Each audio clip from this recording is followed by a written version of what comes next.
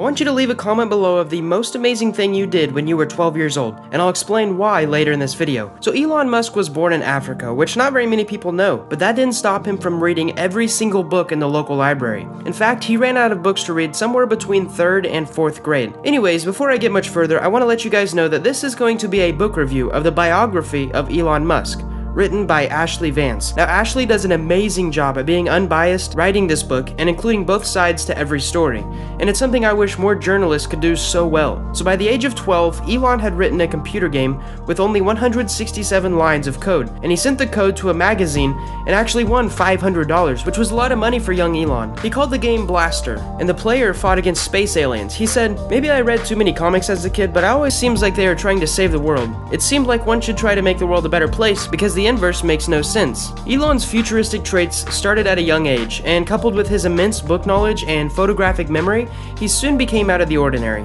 He didn't have very many friends at school, and his parents said it was not unusual for him to read 10 hours a day. So if you've ever studied Albert Einstein, you'll know of his famous thought experiments where he would run simulations of new ideas inside of his mind, which Elon basically says he does the same thing. Quote, "For images and numbers, I can process their interrelationship and algorithmic relationships. Acceleration, momentum, kinetic energy, how those sorts of things will be affected by objects comes through very vividly."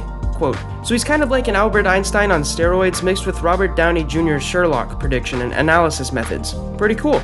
Throughout the book, his eccentric and unusual ways of thinking become evident early on. For example, while Elon is playing outside one night with his siblings, one of them complains how dark it is and it's frightening. So Elon points out, dark is merely the absence of light.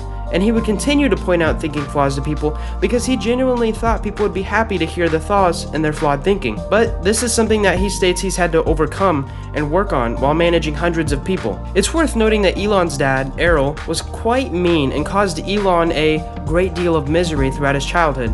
Some people say this gave roots to Elon managerial's aspects, as Errol was also a great engineer. So let's move on to the Easter egg story. Elon had entrepreneurial tendencies early on, as he collected many eggs and would paint them with his brother and sell them to a wealthier neighborhood during the Easter season. This is about the same time Elon started creating his own homemade explosives and miniature rockets. He said in one interview, "It's amazing how many things you can get to explode."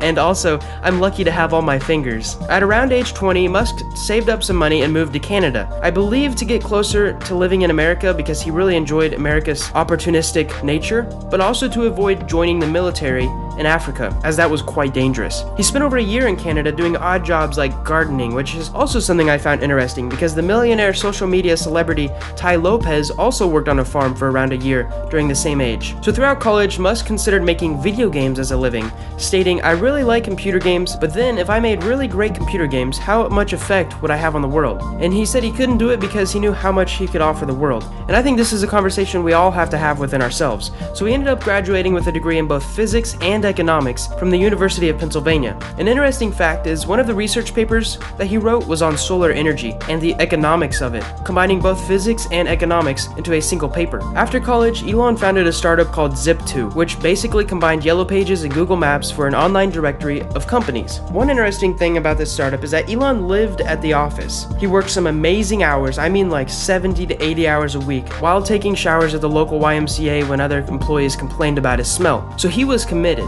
I don't want to get into the whole startup story, but if you're interested, just check out the book. While trying to get funding, Elon told one investor, "My mentality is that of a samurai. I would rather commit seppuku than fail." Seppuku is a form of suicide that samurais used as a form of punishment and to basically show honor. This gives us insight into his mentality, which is really important. He's all or nothing, which is something I'll talk about later on. Another cool story about Elon is the mountain biking story. So Elon and his friends were invited to a mountain biking thing, but Elon was definitely not in shape.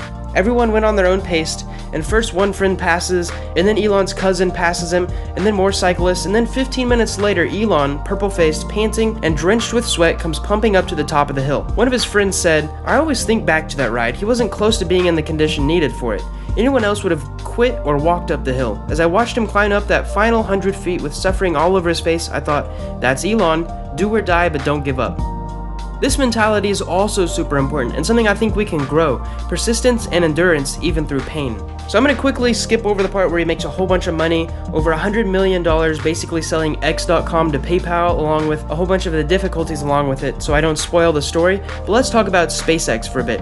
So Elon wanted to build a rocket, but he couldn't find one cheap enough. In fact, he got a price of $8 million a rocket from the Russians. He kind of tried to bargain with them and quickly got sent home. So what did he do? He took his own money, gathered up a group of people who knew how to build rockets, and started making his own rockets. Now there was tons of testing with this, but one thing was for sure: his employees were taken care of. One time, Elon remembers hearing an employee complain about his eyesight, but the employee didn't know Elon was listening. The next day, Elon gave him some time off work and actually paid for laser eye surgery. So that's a trait of a great leader.